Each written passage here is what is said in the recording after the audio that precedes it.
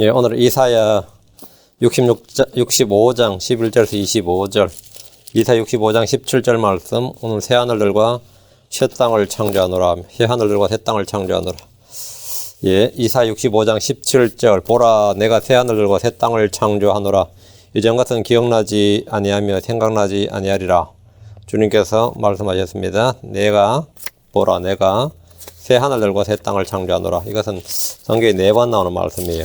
4번 나오는 말씀인데, 주님께서 지금 있는 현재 이 세상, 그리고 이 현재 세상을 불로 다 태우시고 없애버리신 다음에 새하늘과 새 땅을 창조하신다. 한마디로 하면 재창조죠. 성경에 갭 티어리라고 할 때, 이제 재창조 이야기할 때 미래의 재창조가 있습니다. 미래의 재창조가 있고, 이제 재창조가 성경에 없다. 이건 이제 거짓말이죠. 이거 재창조를 안 믿는다면 뭐 황당한 말입니다. 주님께서 새 하늘들과 새 땅을 창조하노라. 그러니까 앞으로 있을 일은 다 이전에 있었던 일들입니다. 그리고 과거에도 재창조가 있었다. 그리고 지금 이제 새 하늘과 새 땅을 창조하노라. 오늘 이 말씀을 중심으로 본문을 공부하겠습니다. 자, 기도합니다. 위대하시고 거룩하신 주 하나님 감사합니다. 하나님께서 은혜와 복을 주시고 주행을 충만케 위해서 말씀을 은혜롭게 원능 있게 영감 있게 잘 선포할 수 주시고 듣는 모든 흔들에게 또 지혜와 계시를 주시고 깨닫는 마음을 주셔서 말씀이 마음에 잘 전달되도록 도우시길 간구합니다. 은혜 베풀어 주십시오. 감사드리며 주의 성교도합니다. 아멘. 예, 오늘은 주께서 새 하늘들과 새 땅을 창조하노라고 하신 말씀을 중심으로 본문을 공부하겠습니다. 성경에서 새 하늘들과 새 땅의 창조에 대해 3번이 나오고 새 하늘과 새 땅이란 단수로 한 번 나옵니다. 창세기 1장 1절에서 하나님은 하늘과 땅을 창조하였습니다. 그리고 그때 있었던 세상은 물의 넘침으로 멸망했습니다. 베드로후서 3장 6절에 그것으로 말미암아 그때 있었던 세상은 물의 넘침으로 멸망하였느니라. 성경에 분명히 역사적 사건으로 나옵니다. 그것으로 말미암아 그때 있었던 세상, 현 세상 말고 현 세상은 아담부터 천년왕국까지 현 세상이에요. 그때 있었던 세상은 물의 넘침으로 멸망하였느니라. 이렇게 분명히 기록되어 있는데, 이제 많은 이 크리스천들이 특히 킹제임스 성경을 믿는다, 뭐 성경을 굳게 붙든다, 성경대로 믿는다, 뭐 별의별 좋은 소리 다 하는 분들이 성경의 역사적 사실을 잘 못 믿습니다. 이 기록은 되어 있지만 자꾸 아니라 그래요. 마치 지옥을 못 믿는 여호와의 증인들처럼 재창조를 믿지 못하는 크리스천들이 꽤 많이 있습니다. 왜? 기록이 되어 있는데 왜 안 믿어요? 믿고 싶지 않는 거예요.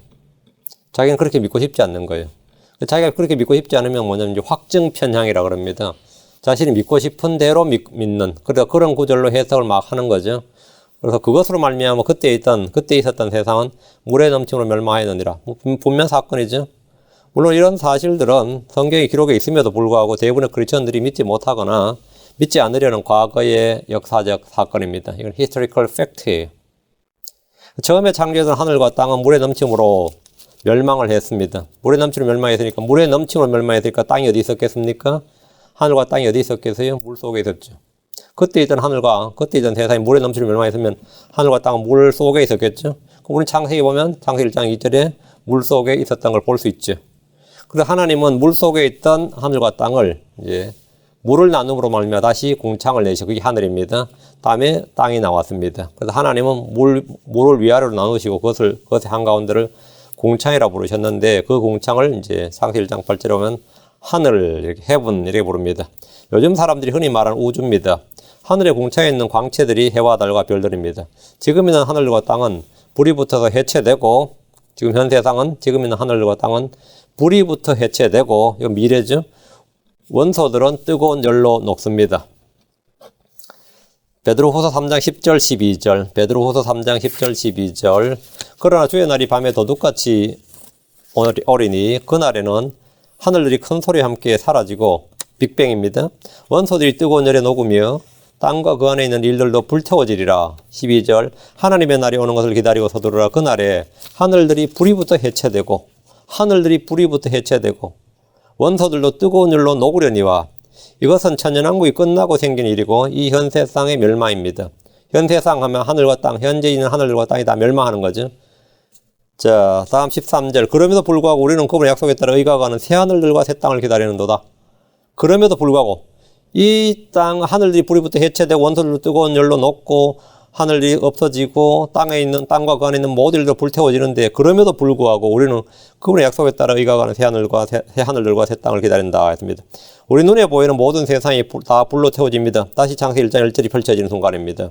어떤 이들은 성경에 재창조가 없다고 하지만 그는 자기가 믿고 싶지 않은 거고 기록이 있습니다. 이렇게 분명히 기록이 있어요. 성경은 분명히 재창조를 말하고 있습니다. 지금 있는 하늘들과 땅은 새 하늘들과 새 땅으로 재창조가 됩니다. 이건 없어지고 새 하늘과 새 땅은 재창조입니다. 미래의 재창조를 믿지 않는 사람은 크리스천이라 할 수 없습니다. 여호와의 증인들은 앞으로 있을 재창조를 믿지 않습니다. 그들은 땅은 영원하다. 땅은 소멸하지 않는다고 말합니다. 오늘날 대부분의 기독교인들은 여호와의 증인들은 미래의 재창조를 믿지 않죠. 오늘날 대부분 크리스천들은 과거의 재창조를 믿지 않습니다. 우리는 둘 다 믿습니다.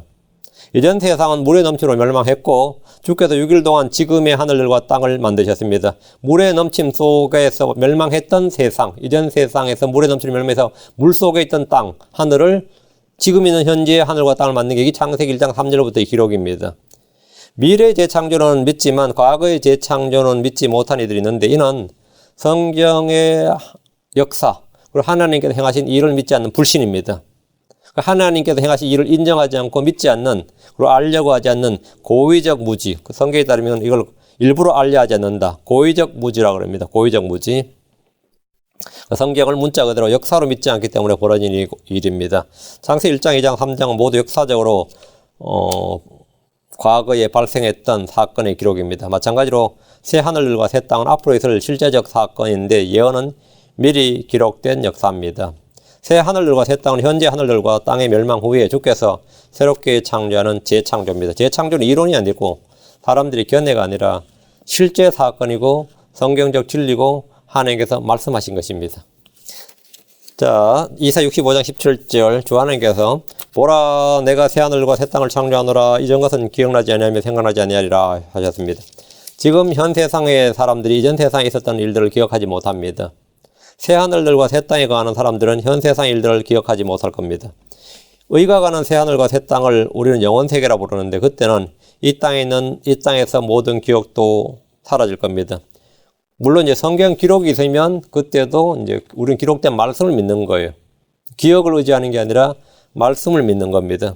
우리가 이전 세상을 아는 것도 기록을 의지한 거지, 뭐 기억이나 그런 어떤 과학적 증거 그런 걸 믿는 게 아니라 기록을 의지하는 거죠.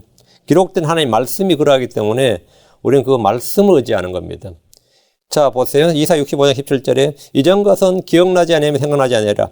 이전 것은 기억나지 않고 생각나지 않는데 어떻게 믿습니까? 계시의 말씀이 있단 말이죠. 우리가 이전 세상을 기억나거나 생각나지 않습니다. 당연히 계시의 말씀을 믿는 겁니다. 의가 가는 새 하늘과 새 땅을 우리는 영원세계. 지금 이거는 우리는 그걸 앞으로 다가올 세상이고 지금은 현 세상, 전에 있었던 세상. 그 전에 있었던 세상은 물에 넘치는 멸망하였고 지금 있는 하늘과 땅, 현 세상은 불로 멸망을 합니다. 자, 백보자 심판을 통해서 영원세계에 거할 사람들은 이 새 땅에서 살게 됩니다. 자, 우리는 옛날의 기억으로 고통받지 않을 겁니다.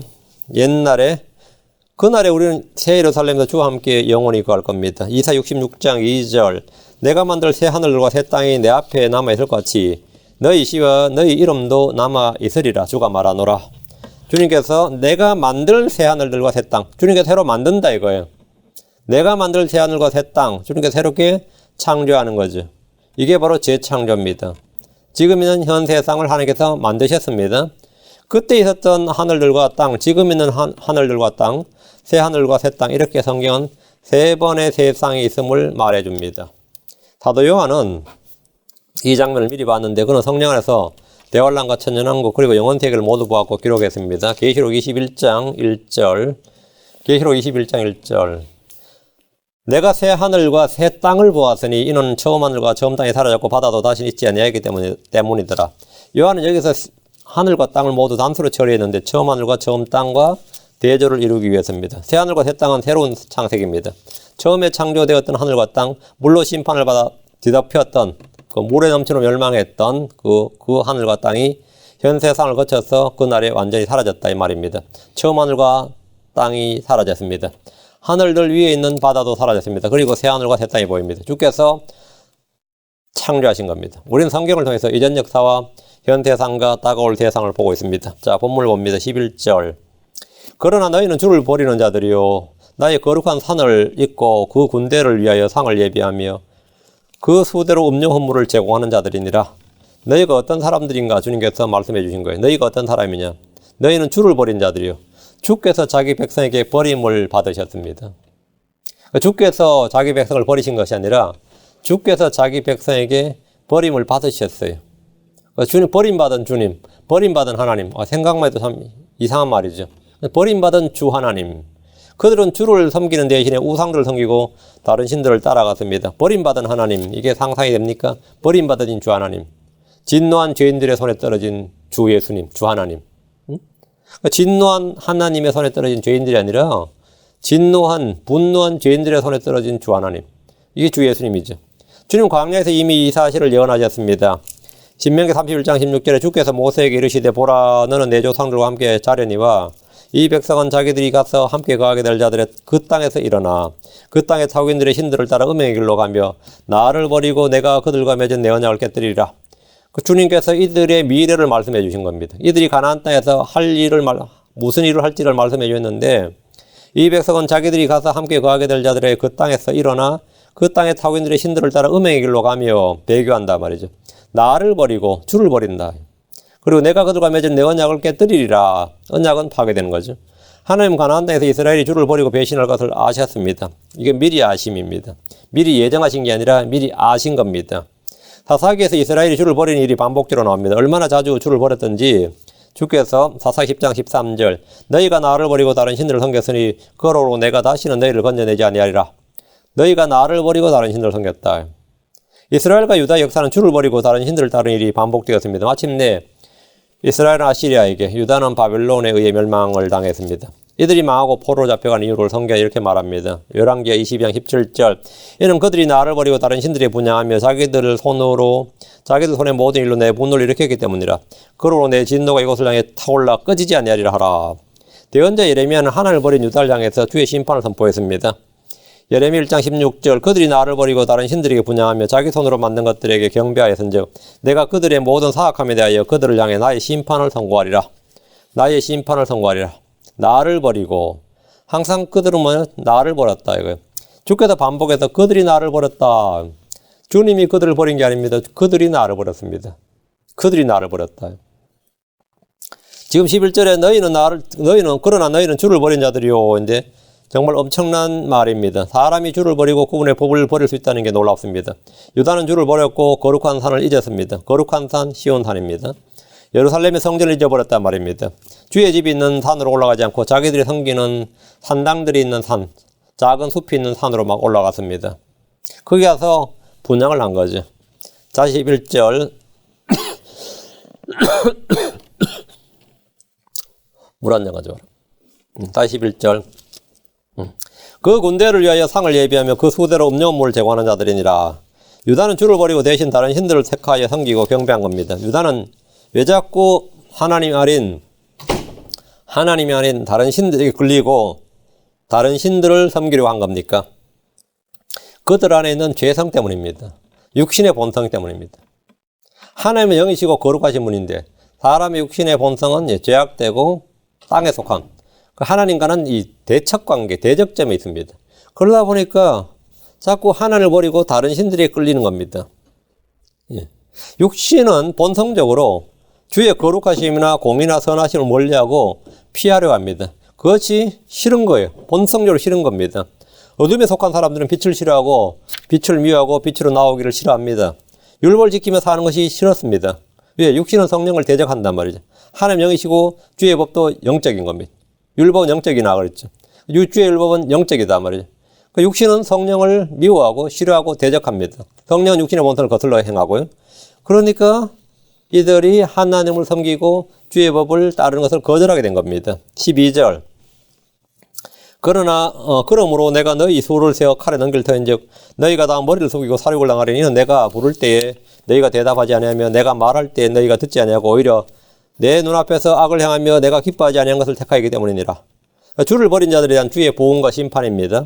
하나님 유다의 수를 세워 칼에 넘기겠다고 하시는데 이는 그들이 바벨론의 칼에 죽는 수를 정해 주시겠다는 겁니다. 유다의 수를 세워서 칼에 넘기겠다. 칼에 죽지 않는 자는 바벨론으로 포로로 잡혀갑니다.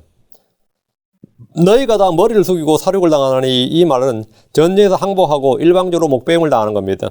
전쟁하다가 죽는 것이 아니라 군인들이 잡혀서 죽게 되는 겁니다. 이런 비참한 결과를 맞는 것은 주께서 부를 때 그들이 대답하지 않냐고 주께서 말씀하실 때 듣지 않고 도리어 악을 행했기 때문입니다. 12절 이는 내가 부를 때 너희가 대답하지 아니하며 내가 말할 때 너희가 듣지 아니하고 오히려 내 눈앞에서 악을 행하며 내가 기뻐하지 않는 것을 택하였기 때문이니라. 이것은 너희의 선택이었다. 이거. 너희는 뭘 택했느냐? 너희는 무엇을 택했느냐? 사람은 하늘과 지옥 중에서 지옥을 택합니다. 복과 저주에서 저주를 택합니다.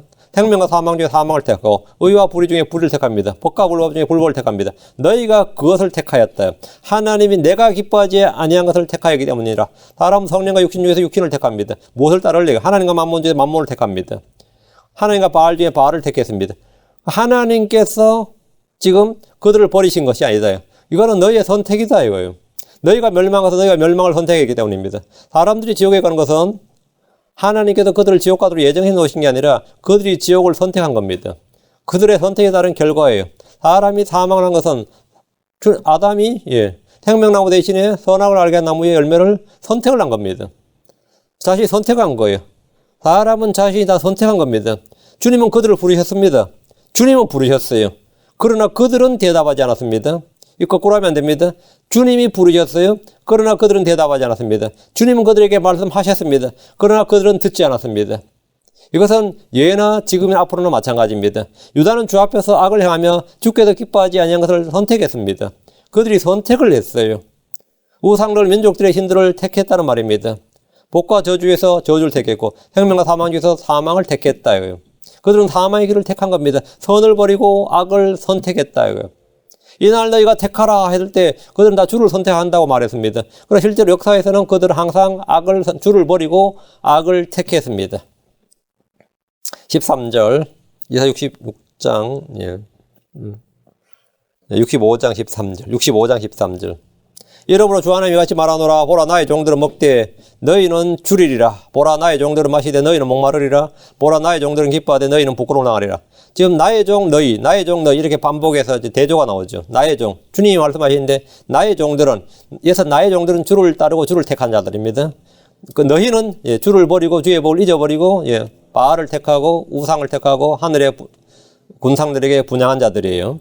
주 하나님께서 나의 종들과 너희를 분리하고 있습니다. 나의 종들이란 선택받은 자, 이긴 자, 소수의 남은 자를 말합니다. 9절에서 이미 한번 나왔습니다. 주께서 나의 선택한 자라고 한 이들은 왕국의 상속자들입니다. 끝까지 견디는 자들입니다. 이것은 교리적으로 대환란에서 남은 자들에 대한 말씀입니다. 바벨론 포로 때는 다니엘 같은 의로운 자들도 모두 포로로 잡혀갔습니다. 의로운 자들도 포로로 잡혀가서 이 구분이 없었습니다. 경건한 자, 불경건한 자, 의로운 자, 불의한 자가 다 함께 죽고 다 함께 붙들려 갔어요. 그렇죠? 그래서 이거는 이 역사적으로 적용이 안 된단 말입니다. 유다에서는 힘없고 가난한 몇 사람들만 빼고 모두 잡혀갔습니다. 주께서 보라 나의 종들은 먹되 너희는 줄이리라. 나의 종들은 마시되 너희는 목마르리라. 보라 나의 종들은 기뻐하되 너희는 부끄러움을 당하리라. 이렇게 하시는데 이것은 보상과 심판의 구분입니다. 주께서 나의 종이라고 한 이들은 민족들을 다스릴 권능을 받습니다. 주님은 이들에게 새벽별을 주시고 다시는 굶주리지 않게 하시고 목마르지 않는다고 하셨습니다. 계시록 7장 16절에 그들이 다시는 굶주리지 아니하고 계시록 7장에 나온 사람 누구죠? 14만 4천과 주를 따랐던 이방인들이죠. 그들이 다시는 굶주리지 아니하고 다시는 목마르지 아니하며 해나 어떤 열기도 그들 위에 내리지 아니하리니 이게 바로 나의 종이에요. 계시록 7장에 나오는 이들이 바로 나의 종이라고요. 환난 성도들이란 말이죠. 이들은 왕국의 상속자들로서 충분한 보상을 받습니다. 14절 보라 나의 종들은 마음이 기뻐서 노래하되 너희는 마음이 슬퍼서 소리를 지르고 영이 괴로워서 울부짖으리라. 또 나의 종들 너희 이렇게 딱 주님께서 딱 분류하셨습니다. 주께서 나의 종들이라고 한 이들은 마음이 기뻐서 노래합니다. 이들은 주와 함께 이 땅에서 통치합니다. 유대인들이라고 해서 나 같은 유대인이 아닙니다. 유대인이라고 해서 나 같은 유대인이 아니에요. 혈통으로 아브라함의 씨라고 해서 다 아브라함의 씨가 아닙니다. 로마서 9장 7절. 또한 그들이 아브라함의 씨라고 해서 다 아이들이 아니기 때문이라 오직 이삭안에서 내 씨가 부름을 받으려 하였으니 이 말씀대로 아브라함의 씨라고 해서 다 상속자가 아닙니다. 주를 버린 자들은 주께서 오실 때 이렇게 됩니다. 14절. 너희는 마음이 슬퍼서 소리를 지르고 영이 괴로워서 울부짖으리라. 주님은 불법을 행한 자들 향해서 마태복음 25장 41절 저주를 받은 자들아 너희는 내게서 떠나 마귀와 그의 천사들 위하여 예비된 영존하는 불에 들어가라. 이렇게 말씀하셨습니다. 주님께서 이렇게 말씀하신다요. 그러니까 마음이 슬퍼서 소리 지르고 영이 괴로워서 울부짖게 되는 겁니다. 15절. 또 너희 이름을 내가 택한 자들에게 저주거리로 남기리니 이는 주 하나님이 너를 죽이고 자신의 종들을 다른 이름으로 부를 것이기 때문이니라. 유다는 전 세계 어디서나 저주거리와 속담거리가 되었습니다. 한때는 선민의 자존심을 가지고 있었지만 모든 나라로 흩어져서 떠도는 백성이 되었습니다. 예레미야 24장 9절에 땅의 모든 왕국으로 옮겨지도록 넘겨주어 그들을 상하게 하며 내가 그들을 쫓아내어 머물게 할 모든 곳에서 치욕거리와 속담거리가 되게 하고 조롱과 저주가 되게 하리라. 주님께서 이스라엘 디아스포라 완전히 다 흩어버리신다 이거예요. 땅의 모든 왕국으로 옮겨지도록. 그래서 아프리카로 유럽으로 아시아로 심지어 남미까지 미국에도 지금 많이 있고요. 이게 모든 왕국으로 옮겨졌단 말이에요. 그래서 그들을 상하게 하여 그들은 가는 곳마다 평안이 없었습니다. 내가 그들을 쫓아내며 머물게 할 모든 곳에 치욕거리와 속담거리가 되게 하고 그러니까 유대인 하면 어디서나 치욕거리와 속담거리가 되고 조롱과 저주가 되게 하리라. 그래서 문자 그대로 역사에서 성취된 이야기입니다. 역사에서 성취된 이야기.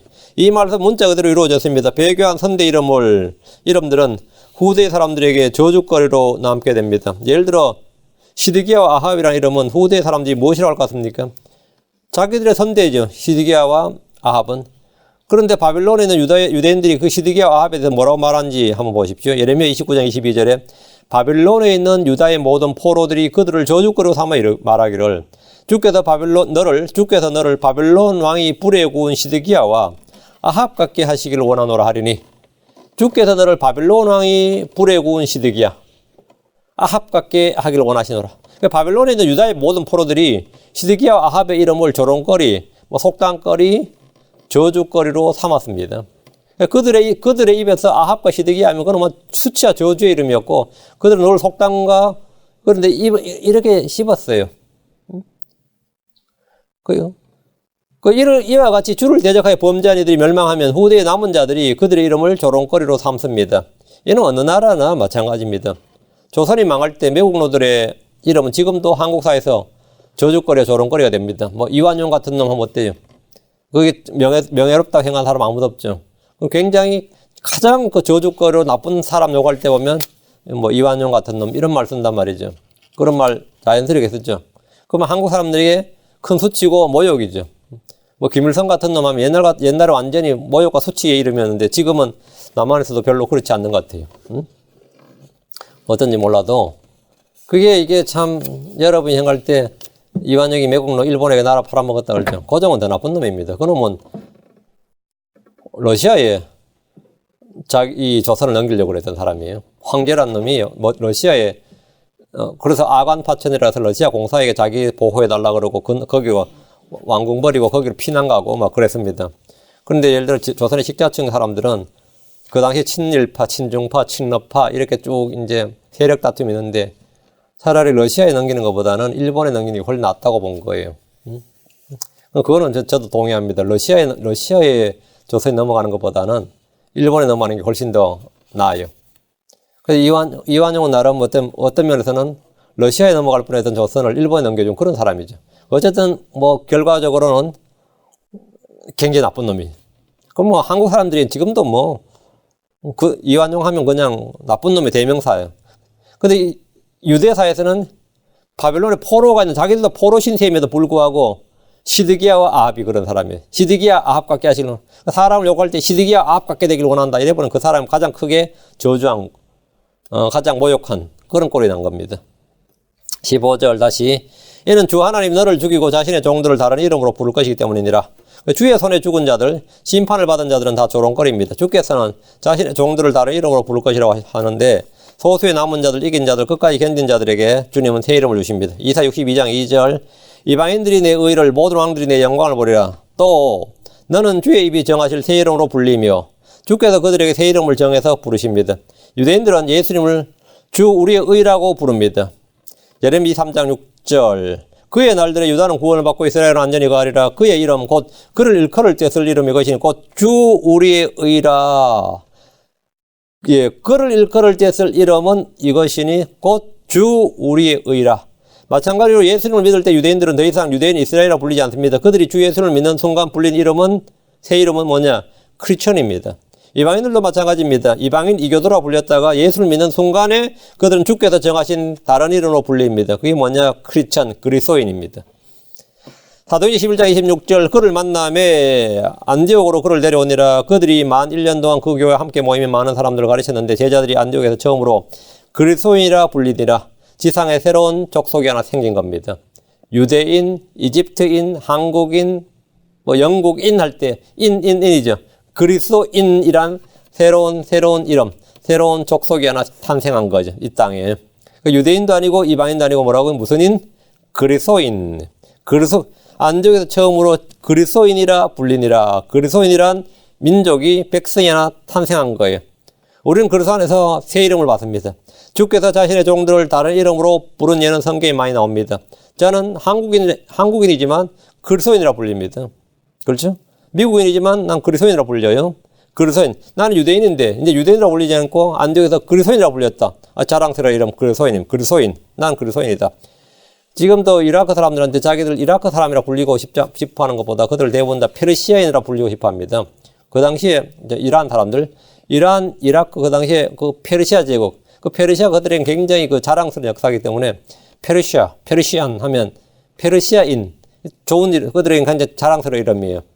우리에게 가장 자랑스러운 좋은 이름은 뭐냐면 그리스도인입니다. 그리스도인. 그러니까 주께서는 자신의 종들을 다른 이름으로 부른 예가 성경에 많이 나오는데 아브라함, 사라, 이스라엘이 모두 주께서 주신 새 이름입니다. 아브라함을 아브라함, 사라를 사라, 야곱을 이스라엘, 시몬 대신에 게바라 부른 것이나 호세아를 요수아라는 이름으로 부른 것도 이제 한 예입니다. 사울 히브리 발음이죠. 히브리 이름을 버리고 바울이란 헬라 이름으로 부른 것도 새 이름으로 부른 예입니다. 계시록 2장 17절에 귀 있는 자는 성령께서 교회들에게 말씀하시는 걸 들을지어다. 이기는 자에게는 내가 감추어준 만나를 주어 먹게 하고 또 흰 돌을 그에게 줄 터인데 그 돌에는 새 이름이 기록되어 있어 그 돌을 받는 자 외에는 아무도 그 이름을 알지 못하느니라. 육신이 태어날 때 정한 이름 외에 주께서 정한 다른 이름으로 부른다는 것은 엄연한 사실입니다.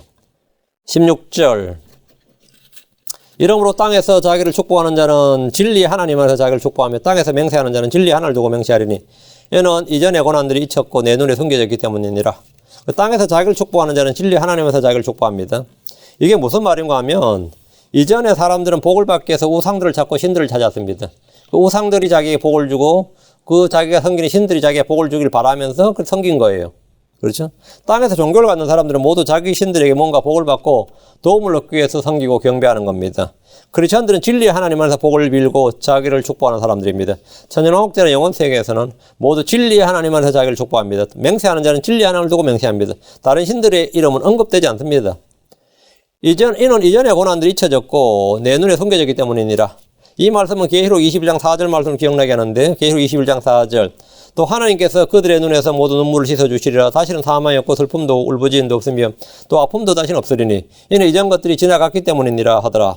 주께서 오시면 이전의 고난들이 잊혀지고 눈에서 숨겨집니다. 모든 눈물을 씻어주시고 사망이 없고 슬픔도 울부짖음도 아픔도 없습니다. 우리가 저 하늘에 가면 저 하늘은 당연히 이런 것들이 없습니다. 대환란을 통과해서 하늘의 왕국에 간 사람들은 이전의 고난들이 잊혀졌고 내 눈에 숨겨졌다 이렇게 말할 수 있습니다. 17절 말씀 보라 내가 새 하늘과 새 땅을 창조하노라. 이전 것은 기억나지 않으며 생각나지 아니하리라. 자, 17절은 영원세계입니다. 18절은 천연왕국이에요. 말씀을 올바로 나누어야 됩니다. 진리 말씀 올바로 나누어야 돼요. 성경에 4번 나오는 표현인데 새 하늘과 새 땅 성경에 4번 나오는 표현인데 신약에 나오는 새 하늘들과 새 땅은 영원세계를 말합니다. 자, 베드로서 3장 13절. 그래도 불구하고 우리는 그분의 약속에 따라 의가 가는 새 하늘들과 새 땅을 기다렸노다. 이것은 천연왕국이 끝난 후입니다. 하나님은 처음 있던 하늘들, 창세 1장에 처음 있던 하늘과 땅을 재창조한 겁니다. 재창조한 겁니다. 그게 뭐냐? 지금 있는 하늘과 땅이죠. 그 지금 있는 하늘과 땅은 불로 타고 모든 원소들이 해체되고 녹아버립니다. 우주의 기원을 설명하는 과학자들이 빅뱅 이론을 말하지만 빅뱅은 과거의 사건이 아니라 미래의 사건입니다. 그날의 큰 소리와 함께 하늘들이 사라질 때 이것은 빅뱅이라 표현할 수 있습니다. 근데 빅뱅은 만들어지는 게 아니라 사라지는 거예요. 빅뱅으로 우주가 생성되는 것이 아니라 빅뱅으로 지금 있는 하늘과 땅이 지금 물리학에서 가설입니다. 이거는 이론이나 실증된 게 아니라 가설인데 빅뱅 이론이 뭐냐? 빅뱅을 통해서 지금 있는 우주가 생겼다. 이거 지금 있는 하늘과 땅이 생겼다는 거예요. 그러니까 성경에 따르면 빅뱅으로 지금 있는 하늘과 땅이 사라진다는 거죠. 사라진다 이거예요.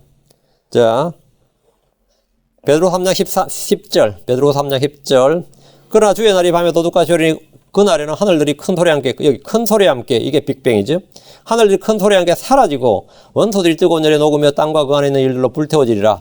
그러니까 빅뱅과 함께 지금 있는 하늘과 땅이 사라집니다. 그리고 하나님께서 새 하늘과 새 땅을 창조하십니다. 계시록 21장 1절. 내가 새 하늘과 새 땅을 보았으니 이는 처음 하늘과 처음 땅이 사라졌고 바다도 다시는 있지 아니하기 때문이더라.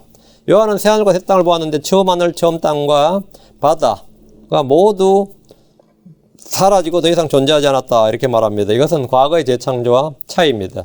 창세기에서는 물들로 멸망한 세상이었기에 땅의 형태가 없고 비어 있었지만 그대로 있었습니다. 주님은 다시 땅을 창조하지 않으셨고 땅 위에다가 물들만 갈라버리고 땅 위에다가 생물들을 창조하시고 만드셨습니다. 미래의 재창조는 아예 땅을 없애버리고 새 땅을 창조하십니다. 의가 가는 새 하늘과 새 땅입니다. 이전 것은 기억나지 않습니다. 생각나지도 않습니다. 성경이 없다면, 만약 성경이 주어지지 않는다면 사람들이 이전 세상에 대해 전혀 알지 못할 수도 있습니다. 사람들이 이전 세상에 대한 모든 기억을 잊을 겁니다. 죄와 연관된 지난 모든 생의 기억들은 다 없어집니다. 18절. 오직 너희는 내가 창조하는 것을 영원히 기뻐하며 즐거워할지니라. 보라, 내가 예루살렘을 즐거움이 되도록 창조하며 그녀의 백성이 기쁨이 되도록 창조하고. 자, 18절부터는 천연왕국 이야기죠. 18절에서 25절은 천연왕국인데 17절은 영원세계를 다루었는데 18절부터 25절까지는 역순으로 사건이 전개되고 있습니다. 우린 주께서 새롭게 창조하는 하늘, 땅, 예루살렘 그리고 그 백성들을 영원히 기뻐하며 즐거워합니다. 전에는 새벽별들, 하나님의 아들들이 주의 창조를 보며 노래하고 기뻐했지만 이번에는 하나님의 아들들이 된 우리가 모두 기뻐하며 즐거워합니다. 우리가 하나님의 아들들이 되었기 때문입니다. 우리는 주께서 창조하는 것을 영원히 기뻐하고 즐거워합니다. 새하늘, 새 땅, 새 예루살렘 그리고 새로운 백성들입니다. 더 이상 죄와 불법이 없고 의가 가는 새 하늘과 새 땅입니다. 주께서 예루살렘을 즐거움이 되도록 창조한다고 하시는데 새 예루살렘은 우리의 거주지입니다. 예루살렘은 땅에 있는 겁니다. 19절. 내가 예루살렘을 기뻐하며 내 백성을 기뻐하리니 슬피 우는 소리와 부르짖는 소리가 다시는 그 안에서 들리지 아니하리라. 이 구절은 하늘의 왕국에서 이미 성취되는 일입니다. 대환란이 끝나고 주께서 하늘의 왕국을 세우실 때 예루살렘은 거룩한 도시, 의의 도시, 신실한 도시, 주께서 거기 계시다 등의 다양한 이름으로 불리는 왕의 도성입니다. 왕의 City of King, 위대한 왕의 도성이다. 주 예수님께서 친히 왕좌에 앉아 거하시며 내가 예루살렘을 기뻐하며 내 백성을 기뻐하리라 이렇게 말씀하셨습니다. 이들은 모두 이긴 자들입니다. 더 이상 예루살렘에 슬피 우는 소리와 부르짖는 소리가 없습니다. 역사적으로 반복됐던 예루살렘의 비극은 더 이상 없습니다. 더 이상 비극은 없다 이거예요. 그곳은 성문이 항상 열려있지만 아무도 침략한 자가 없습니다. 이곳은 주를 아는 지식이 바다가 물이 바다를 덮는 것처럼 주를 아는 지식이 넘치는 곳입니다. 주의 법이 시온에서 나갑니다. 모든 민족들이 와서 그분 앞에 경배하고 주의 집에서 기도합니다. 주의 영광이 넘치기에 아무도 상하게 하거나 해야 하는 일이 없습니다. 이곳은 에덴의 낙원보다 더 나은 곳입니다. 주께서 직접 통치하시는 왕국의 수도가 예루살렘입니다. 그날의 예루살렘은 땅의 모든 백성들이 늘 가고 싶어하는 장소가 될 겁니다. 천년왕국이 끝날 때 사탄의 반역이 있고 사탄에 동조하는 민족들이 이곳을 애워싸는 일이 있는데 그들은 한날에 하늘에서 내려온 불에 삼켜져서 불과 유황호수에 던져질 겁니다. 계시록 20장 9절 10절. 그들이 땅의 넓은 곳으로 올라가 성도들의 진영과 그 사랑받는 도시를 에워싸매 불이 하늘에서 하나님으로부터 내려와 그들을 삼켰고 또 그들을 속인 마귀가 불과 유황호수에 곧 그 짐승과 거짓 대언자가 있는 곳에 던져져서 영원뭉토록 밤낮으로 고통을 받으리라. 이후로 지금은 하늘과 땅이 불타 없어졌고 새 하늘과 새 땅이 창조됩니다. 20절. 날수가 많지 않은 어린아이가 어린아기나 자기 날들을 채우지 못한 노인이 다시는 거기 없으리니 아이가 100세에 죽으리라. 그러나 죄인은 100세가 되어도 저주받은 자가 되리라. 하늘에서는 죄도 없고 죽음도 없고 슬픔도 없지만 천년왕국이라 이 땅에서는 여전히 죽음이 있습니다. 죄가 있습니다. 하늘의 왕국에서 태어난 아이들은 죄성을 가지고 납니다. 대환에서 하늘의 왕국으로 들어간 백성들은 죽음이 있습니다. 나무의 수명처럼 길긴 하지만 죽음 자체가 없어진 건 아닙니다. 다만 지금처럼 어린아이 때 죽거나 사고로 죽거나 병으로 죽거나 뭐 그런 일이 없을 것이다. 이 말입니다. 날수가 많지 않은 어린아이가 없다는 말은 유아 사망률이나 아동 사망률이 0%란 말입니다. 0%다. 0%. 0%다. 그 자기의 날들을 채우지 못한 노인이란 말은 질병이나 사고로 죽는 노인이 없이 모두 자기 수명을 다 채운 뒤에 죽는다는 말입니다. 그럼 하늘의 왕국에서 죽은 이들은 이후에 어떻게 됩니까? 천년왕국에서 태어나다 살다 죽은 애들은 어떻게 되냐? 마지막 날에 죽은 자들의 부활 때에 부활해서 심판을 받고 불호수에 떨어질지 영원대로 갈지 결정이 됩니다. 다시 20절. 그러나 죄인은 100세가 되어도 저주받은 자가 되리라. 그 죄인은 100세가 되어도 저주받은 자가 되리라. 지금 현 세대에는 70, 80을 사는 것이 사람의 평균 수명입니다. 7, 80 살면 평균 수명이죠. 시편 92편 10절에 우리의 횟수의 날들이 70인년이요 강건하면 80년이라도 그 횟수의 위력은 수고와 슬픔뿐이니 그 위력이 곧 끊어지며 우리가 날아가 버리나이다. 100세까지 살면 장수했다고 말합니다. 그러나 그때는 100세가 되어 죽는 사람은 장수의 복을 받은 것이 아니라 저주받은 자가 될 것이다. 어린아이가 죽었다고 한다는 겁니다. 100세가 아이로 취급받는 건 그런 시대다. 사람이 거의 1000년을 살기 때문에 그렇죠. 21절입니다.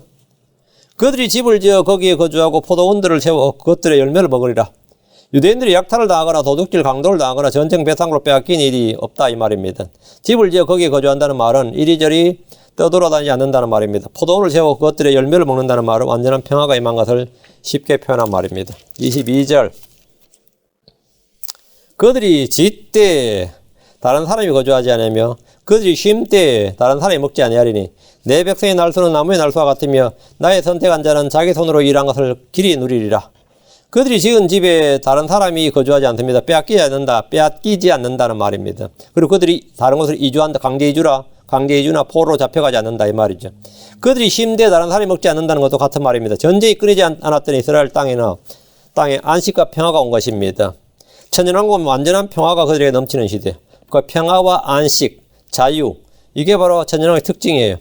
내 백성의 날수는 나무의 날수와 같으며, 이건 육신의 생명을 말합니다. 내 백성의 날수는 나무의 날수와 같으며, 창세기에서 노아의 홍수 이전에 살던 사람들의 날수를 보면 대부분이 600세 이상은 살았습니다.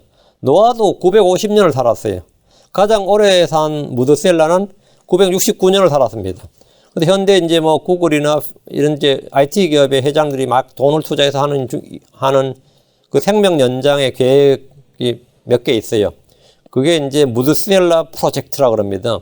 무드셀라 프로젝트. 그러니까 기본적으로 이 유전자 조작이나 또 아니면 어떤 걸 개발하면 사람의 몸이 기본 500년 정도는 살 수 있다고 지금 이론적으로 이렇게 지금 알려져 있어요. 그것은 이제 이론적으로 알려져 있는 것을 실체화하는 게 뭐냐? 그게 이제 학자들이 해야 될 작업이죠. 아이디어한 이론을 실체로 구현하는 일 말이에요. 실체로 구현하는 일. 그게 이제 기술이란 말이죠.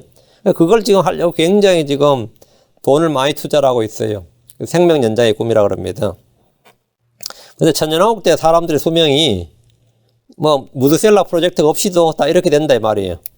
물론 하늘에서 내려온 성도들은 천열매들에 속한 천열매에 속한 자들은 당연히 죽음이 없습니다.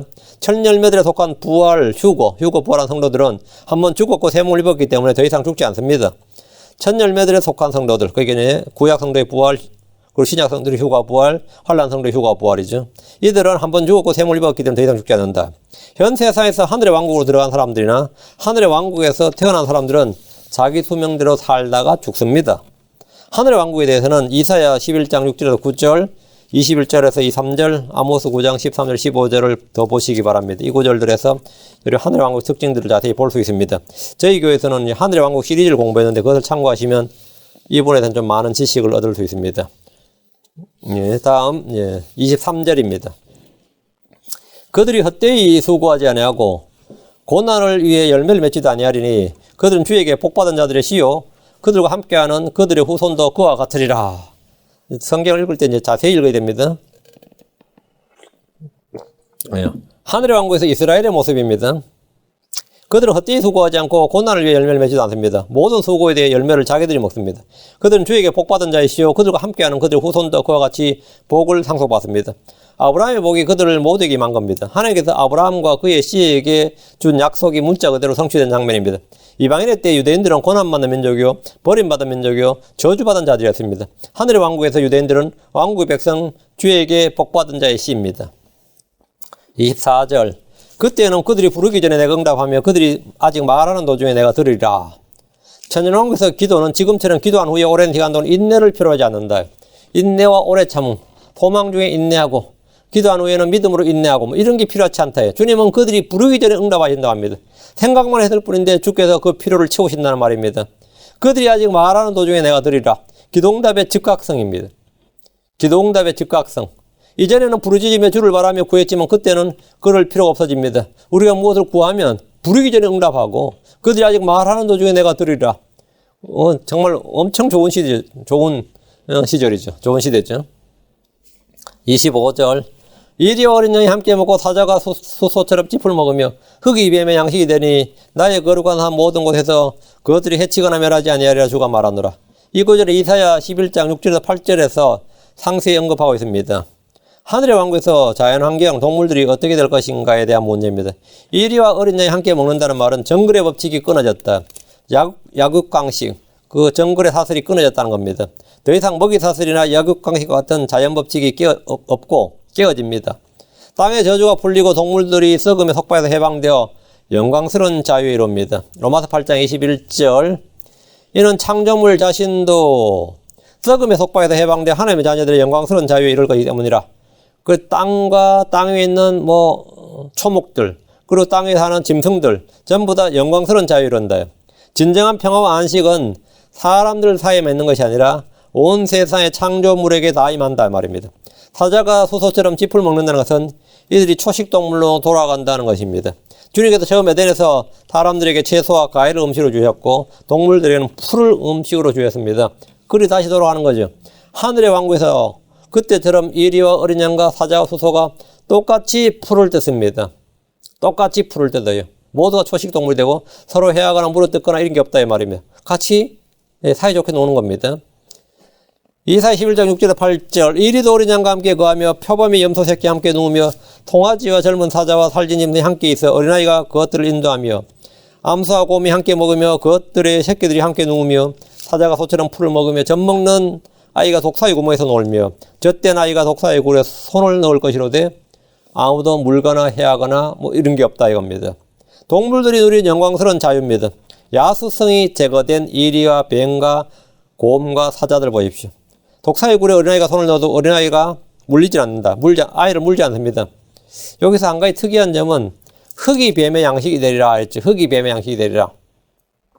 천연왕국이 돼도 뱀이 다시 다리가 날 것 같아요. 뱀은 저주를 받아서 배로 기게 되고 흙이 양식이 되는데 이 독성이 제거되고 어린아이를 물지 않고 이런 건 됐어 오케이인데 흙이 뱀의 양식이 되리라. 이것은 주께서 창세기 3장 14절에서 뱀에게 내린 저주의 형벌 중에 하나입니다. 창세기 3장 14절에 주 하나님께서 뱀에게 이르시되 내가 이 일을 행하였으니 내가 모든 가축과 들의 모든 짐승보다 더 저주를 받아 배로 다니고 평생토록 흙을 먹을지니라. 하늘의 왕국에서도 뱀은 여전히 흙을 먹고 배로 다닙니다. 다른 동물들과 달리 뱀에게 내려진 저주는 완전히 제거되지 않았습니다. 옛뱀이라 불리는 사탄이 깊은 구덩이에 천년 동안 갇히고 다시 나와서 반역을 하기 때문에 뱀의 저주는 그대로입니다. 여기 무슨 연관이 있는지 연관이 있어요. 하지만 독사의 독과 해치는 것은 없어집니다. 사람을 해칠 수가 없다. 뱀은 여전히 흙을 먹고 배로 기어다닐지 몰라도 사람을 해치는 일이 없다. 지금은 사람 본능적으로 뱀에 대한 이 포비아가 있어요. 두려움 또는 이 징그러움, 좀 싫어하는 적대감이 있습니다. 남자들보다 여자는 더하죠. 뱀은 나를 물든지 물지 않든지 나를 그냥 보는 자체로만 생각만 해도 싫다 이거예요. 그게 뭐냐면 엠머티, 이 적대감이 있단 말이죠. 적대감이 있다. 그날에는 이제 그런 건 없어지고 사람들도 이제 뱀에 대해서 그런 건 없어진 겁니다. 뱀도 마찬가지고요. 사람들을, 특히 여자들은 그날에 비로소 뱀에 대한 징그러움과 두려움과 공포에서 완전히 벗어날 겁니다. 뭐 아이들도 뱀에 대해서 두렵거나 이런 건 전혀 없을 겁니다. 지금 저도 솔직히 뱀은 싫어요. 어릴 때부터 뭐 전 시골 살아서 뱀을 많이 봤고 자고 오게 됐지만 저는 막 뱀 보면 무조건 때려 죽였어요. 예, 때려 죽였다는 말이 뭐냐면 내가 싫었기 때문입니다. 싫었기 때문에 어떤 잠재적 어떤 공포식 징그러움, 적대감이 있었던 것 같아요. 지금도 비슷합니다. 근데 그날에는 그것이 완전히 없어진다요. 완전히 없어집니다. 예. 더 이상 서로 물고 삼킬 일이 없기 때문에 그것들이 해치거나 멸하지 아니하리라 이랬는데 그것들이 해치거나 멸하지 아니하리라. 하늘의 왕국에서 사람들과 동물들 그리고 땅이 누리는 안식과 평화를 말하고 있습니다. 그래서 이제 오늘은 여기까지 내가 새하늘과 새 땅을 창조한다 하는까지 했고요. 다음 시간에 계속해서 66장을 다루도록 하겠습니다. 잠깐 기도합니다. 위대하시고 거룩하신 주 하나님 감사합니다. 하나님께서 은혜 복 주시고 주의 영을 충만케 해주셔서 오늘 선포한 말씀들 듣는 모든 혼들에게 기쁨과 즐거움이 되게 하시고 주님께서 창조하실 의가 가는 하늘과 새 땅을 고대하고 또 소망 중에 기다리고 있습니다. 아버지 하나님 현재 있는 이 하늘들과 땅은 불로 말미암아 멸망한다는 사실을 알고 또 아버지 하나님 저희가 이 땅에 있는 것들 이 세상에 있는 것들을 전혀 사랑하지 않습니다. 우리는 우리의 애착은 하늘과 하늘에 있는 것들입니다. 아버지 하나님 거기에 우리의 유업이 있고 상속이 있고 주 하나님이 거기에 계시고 또 완전하게 된 의인들의 영들과 아버지 하나님 저희가 바라는 모든 것들이 거기에 있습니다. 우리가 살 곳이 거기고 우리의 몸이 거기에 있고 우리의 맨션도 거처도 거기에 있습니다. 아버지 하나님 저희가 하늘을 향해서 또 하늘의 시민권자로서 또 하늘의 생활 방식을 가지고 이 땅에서 살아갈 수 있도록 은혜 베풀어 주시옵소서. 사랑 아버지 하나님 복을 주시고 그날이 속히 오기를 원합니다. 은혜 베풀어 주십시오. 주님 약속하신 말씀대로 하늘에서 주의 뜻이 이루어진 같이 땅에서 이루어지게 하시고 저희 속에서도 이루어지게 해 주시옵소서. 감사드리며 주의 성기도 합니다. 아멘. 아멘.